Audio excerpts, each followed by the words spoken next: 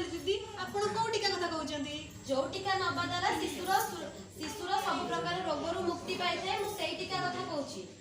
अच्छा से टीका पुनी कोन हां सेई टीकाकरण विषय रे जणैया पाई हमर जण दीदी एबे आछंती।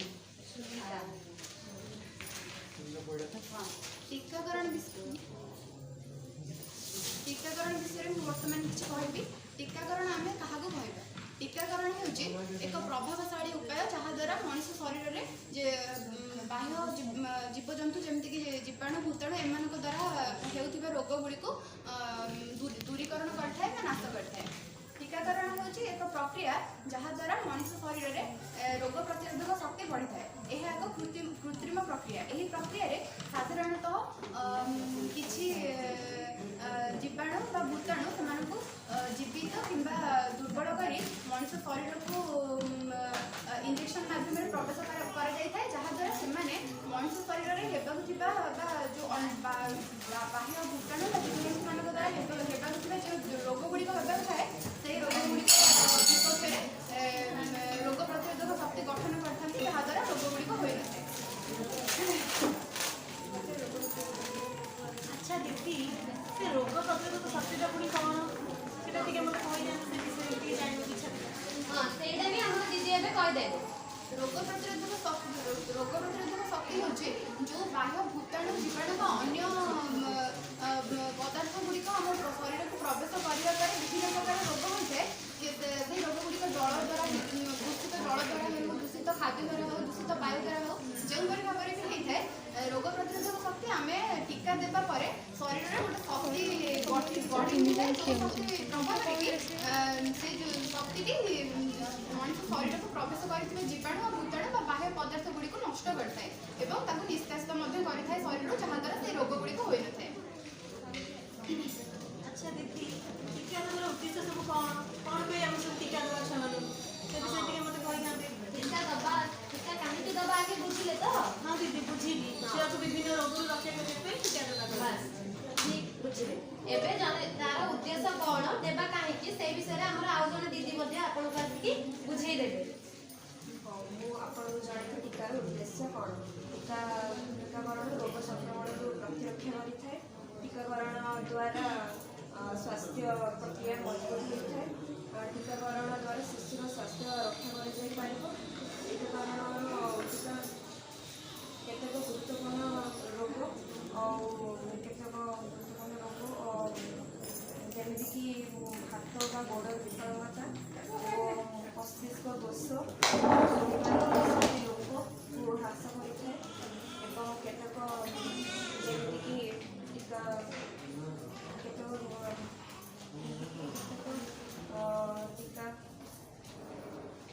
टीका एपरी एक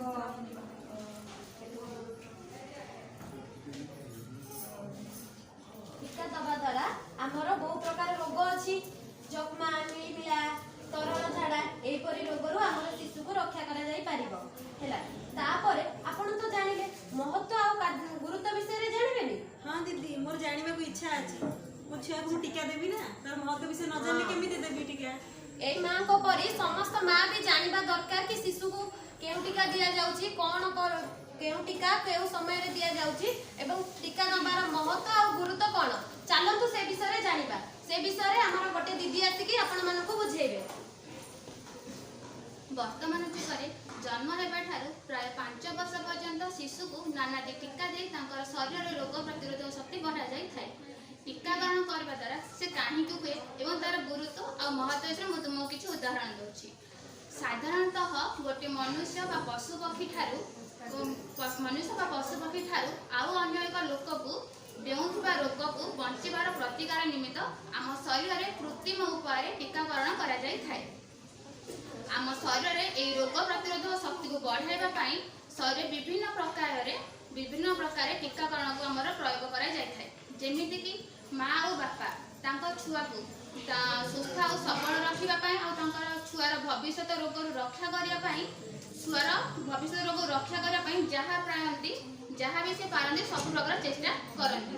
जेमिति कि आमर भविष्य पीढ़ीर छुआ मानू आम कौन रोग रक्षा करने टीकाकरण कर।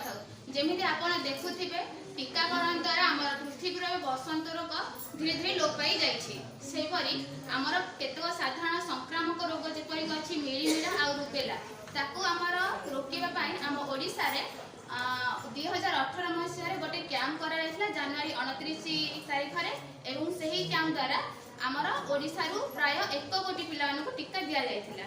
सही टीकाकरण द्वारा पिला माने मिलीमिला और रुबेला जनित रोग संक्रामित रोग रक्षा पाई थिले। आउ आमर कौन हुए टीकाकरण द्वारा ना टीकाकरण द्वारा आमर आहरी केतक साधारण आहरी संक्रामित रोग अच्छी जहाँ को कि आम दूरी कर आमे टीकाकरण करवा। टीकाकरण जदि न करवा तेणु मेडिकल जाकि आम अଯଥା समय हानि कहीं करवा अर्थ नष्ट करवा प्राण पीड़ा कहीं करवा। से आमर कथार अच्छी मुळु माइले तो जीव सरी देवंग संगे किंपा करी अति सहजरे हम दीदी जने बुझे देले। एबे तो आपण सब बुझी जाइतिबे ना आउ कोन डाउट छै।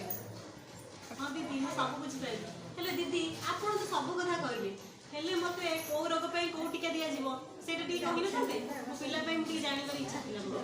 हाँ एई मां को परी आपण समस्त मां कर मध्य इच्छा थिबो कि उत्साहित थिबे छुआ को केउ समय रे केउ टीका दिया जाउची से विषय रे जानिया पई।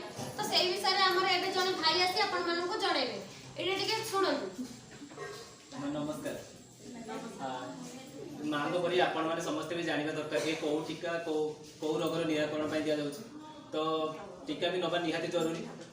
तो फास्ट जानतु कि बीसीजी आम जो भैक्सीन दि जाऊँगी साधारणतः जक्मा रोग नापी तो तापर आसूँ कौन ना ओपीवी आम दुई टाइप आसूँ गोटे पार्टी दि जाऊँगी साधारणतः जानते आउ गोटे इंजेक्टेबल भी अच्छी जोटा पार्टी दि जाऊँगी आम ओराल पोलियो कहूँ आ जोटा इंजेक्शन द्वारा इंजेक्शन वाला इंजेक्टेबल कहूँ। तो दुईटा सर गोटे काम कि ओपीवी आम जो पोलियो रोग नापी दि जाऊँगी। तो तापर देन आमर कौन ना आमर हेपाटाइटिस बी वैक्सीन जोटा कि आमर साधारणतः हेपाटाइटिस आमर जंडिस ए दुईटा रोग नापी दि जाऊँगी। तो देन आसूँ रोटा भाइरस। तो रोटा जोटा रोटा गोटे भूताणु जनित रोग होची तो साधारणतः पिला को तो तरल झाड़ा होची तो से ताकू नहबाई तो रोटा आमर दि जाऊँगी। तो देन आसूँ कौन ना आमर पेंटा आसूँ जोटा को 5टा टीकार मिश्रण रोचे। तो पेंटारे आम साधारणतः डिप्थेरिया पर्टुसिस टिटानस हिप आउ हेपाटाइटिस रोचे। तो ताकू कौन से आमर साधारणतः निमोनिया नापी दि जाऊँगी। तो तापर आसला डिप्थेरिया डीपीटी जो डिप्थेरिया से डीपीटी रे 3टा वैक्सीन रोचे मिसिकी रोचे। तो डिप्थेरिया पर्टुसिस आउ रहा टिटानस।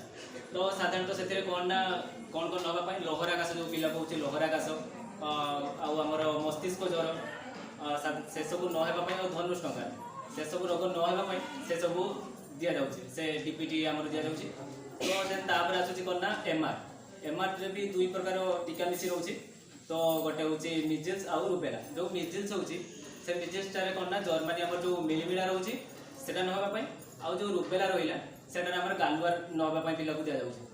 तो तापर आसला कौन ना जेई जो जेई रे सेटा कौन ना जेई टीका जो वैक्सीन दि जाऊँगी पिला को साधारणतः कौन ना जापानी ज्वर जो जापानी ज्वर पिला को तो से सब नापी तो पिला को दिया साधारण आप जानते विटामिन ए साधारणतः समस्ते जानते कि अंधार कणा नापी दि जाऊँगी। तो तापर कौन आसला ना जो टीटी जोटा आपण मैंने भी नौकरी पिला भी नौ समस्ते जानते धनुष टंकार रोग नापी टीटी दि जाऊँगी। तो आउ कौन जानवे माँ कहूँ।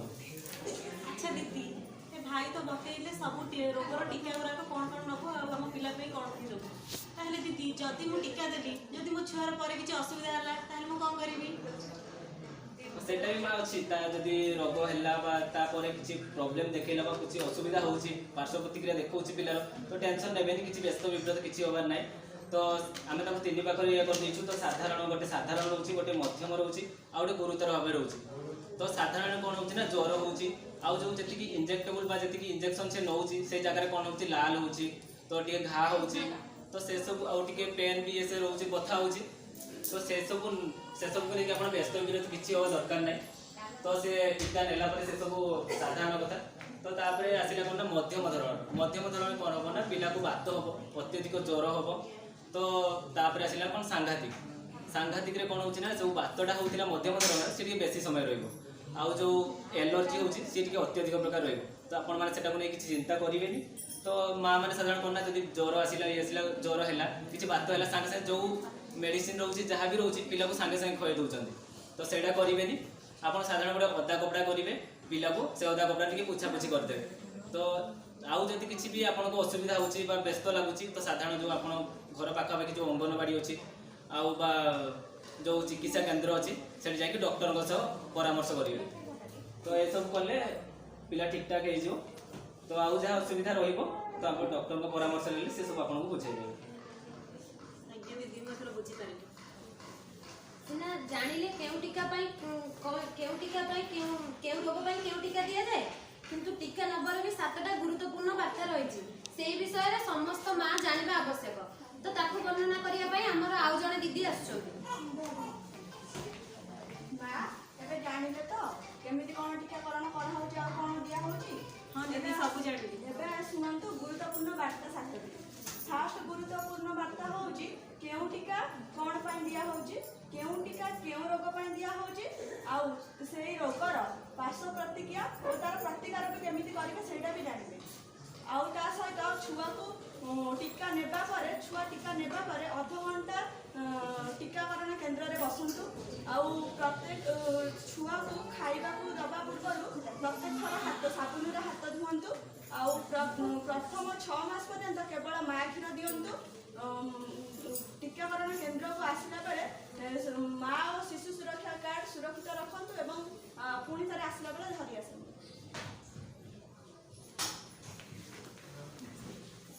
हाँ दीदी ମୁଁ ଏଥର ସବୁ ବୁଝିପାରିଲି।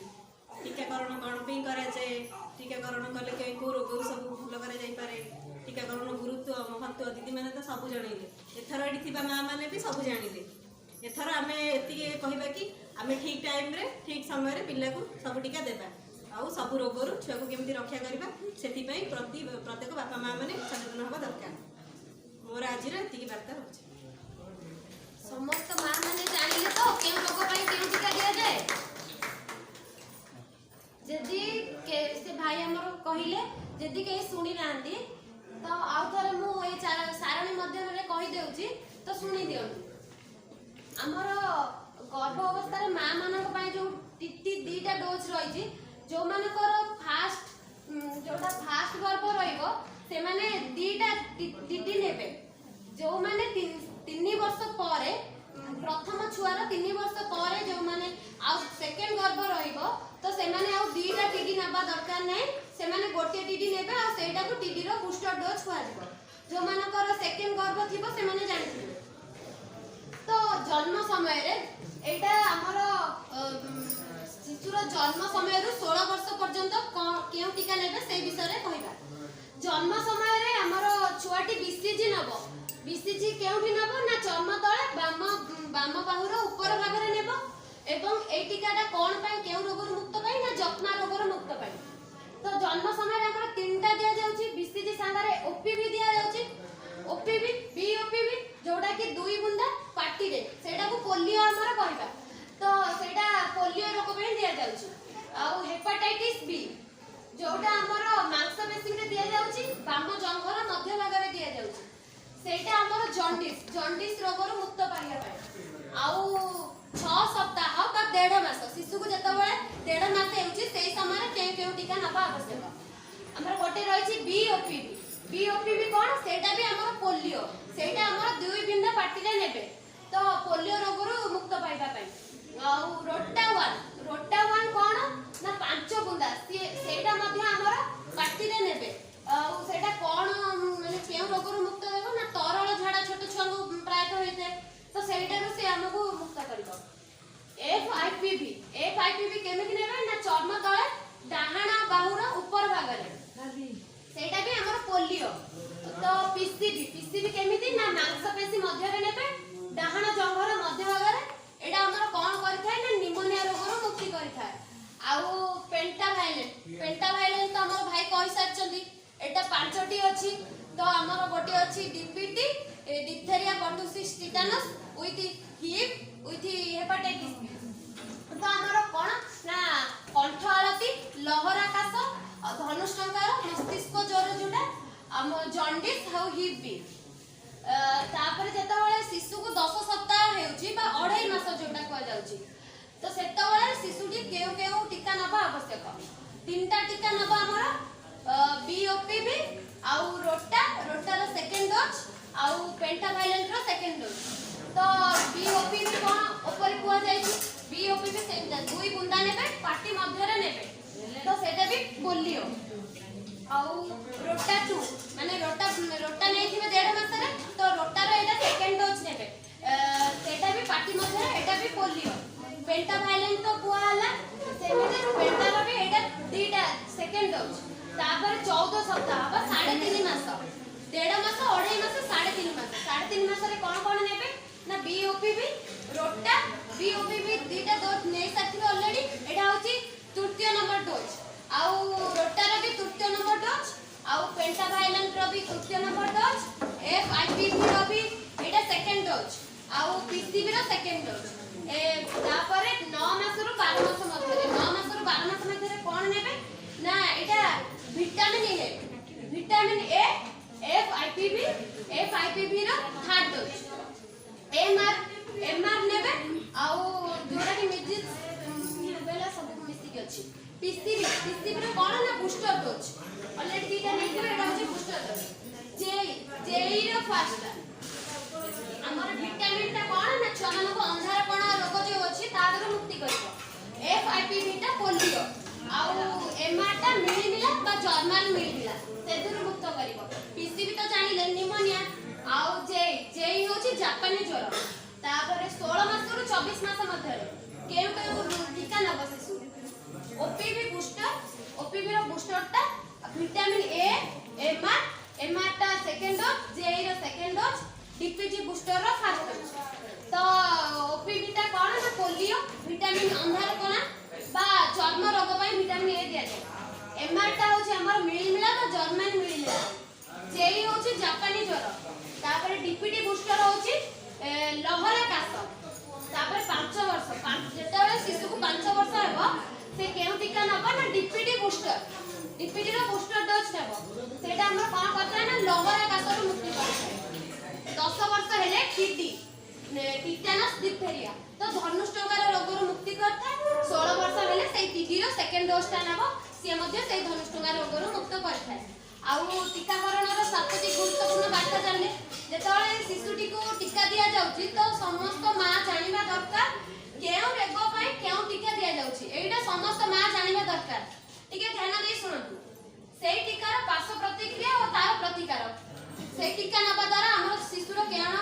माने अवस्था जदि किछि खराब होबो तार पुनी प्रतिकार पई केमिति कोन करबे सेईटा मध्ये जानिबा उचित पुनी थरे केउ टीका केउठी दिया जाय सेईटा मध्ये जानिबा आवश्यक मां और शिशु सुरक्षा कार्ड सुरक्षित रखतु एवं टीकाकरण केंद्र को पुनी थरे आसिला बेले संगरे आनतु आपण मानु जो एमसीबी कार्ड दिया दियो मां और शिशु सुरक्षा कार्ड सेईटा सदा बेले संगरे आनिबे टीका नबा परे आधा घंटा टीकाकरण केंद्र रे बसंतु प्रत्येक थर पिला को खुआइबा पूर्वरु साबुन रे बा सर्फ हैंड जहां भी जोडा आपण पाखर अवेलेबल थिबो ता द्वारा हाथ धुअन्तु शिशु को प्रथम 6 मास पर्यंत केवल मां क्षीर ही दियंतु एटा थिला आज हमर सचेतनता बार्ता